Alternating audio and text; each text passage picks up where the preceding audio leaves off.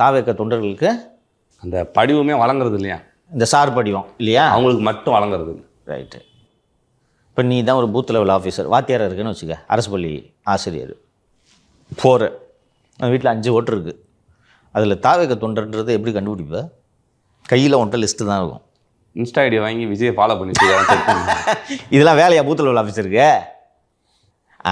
Right, விஜயை follow பண்ணுறான், ப்ரொஃபைலில் டிவிக்கு படத்தை வச்சுருக்கான், உனக்கு ஃபார்ம் இல்லைப்பா, 4 ஃபார்ம் தான், இது முடியுமா?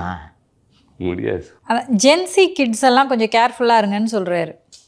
இருங்க மாலதி, அது அடுத்தது வரேன், அடுத்த பாயிண்ட், அவசரப்படாதீங்க, பொறுமையாக. இல்லை, அப்போ வீட்டில் ஒரு ஜென்சி பர்சன் இருந்தாலே இல்லைப்பா உனக்கு ஓட்டு இல்லை அப்படி சொல்லிடுறாங்களோ என்னமோ. சரி, ஜென்சி கிட்ஸுக்கு ஓட்டு எப்போ வரும்?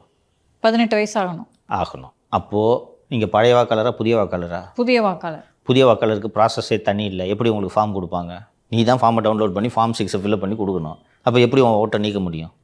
அதான் அவர் சொல்கிறாரு, ஃபார்ம் 6 ஃபில் பண்ணி கொடுங்க நண்பா நண்பீஸ். அது தனி, அதுக்கு முன்னாடி சொன்னதை நான் பேசிகிட்டு இருக்கேன், ரெண்டையும் கன்ஃபியூஸ் பண்ணாதீங்க. தாவேக தொண்டர்களுக்கு ஃபார்ம் கொடுக்கறது இல்லை சொன்னாரா இல்லையாப்பா? ஆமாம். பூத் லெவல் ஆஃபீஸர் ஒரு வீட்டுக்கு போய், ஏப்பா யாராவது தாவேக தொண்டர்கள் இருக்கிறீங்களா, அந்த ஃபார்ம் மட்டும் நான் உருவணும்னு சொல்ல முடியுமா? இல்லை உங்கள் வீட்டில் ஒரு தாவேக்க ஆள் இருக்கார், இன்ஸ்டாவில் பார்த்தேன் நான், 5 பேருக்கு ஓட்டு இல்லை, ஃபார்ம் கிடையாது போ, சொல்ல முடியுமா? அது எதன் அடிப்படையில் இந்த குற்றச்சாட்டு? நம்ம ஆல்ரெடி பேசியிருக்கோம் சார், இந்த மாதிரி வீட்டுக்கு போகும்போது அதிமுகவும் சரி திமுகவும் சரி பூத் ஏஜென்ட்டுகளை அனுப்புது, தாவேக்கா அனுப்பலைன்னா அவங்களுக்கு சிக்கல் தானே அப்படின்னு. அப்போ நீங்கள் சொல்லியிருந்தீங்க தாவேக்கா ஓட்டு போடுறவங்கள மட்டும் அவங்க நீக்க முடியாது, ஏன்னா குடும்பத்தில் எல்லாருக்கும் ஃபார்ம் கொடுக்கும்போது அவங்களுக்கும் கொடுத்து தான் ஆகணும், அதனால தாவேக்கா பூத் ஏஜென்ட் அனுப்ப வேண்டிய அவசியம் இல்லை அப்படின்னு. சரி, இப்போ இது என்ன மாதிரியான அலிகேஷன் இது?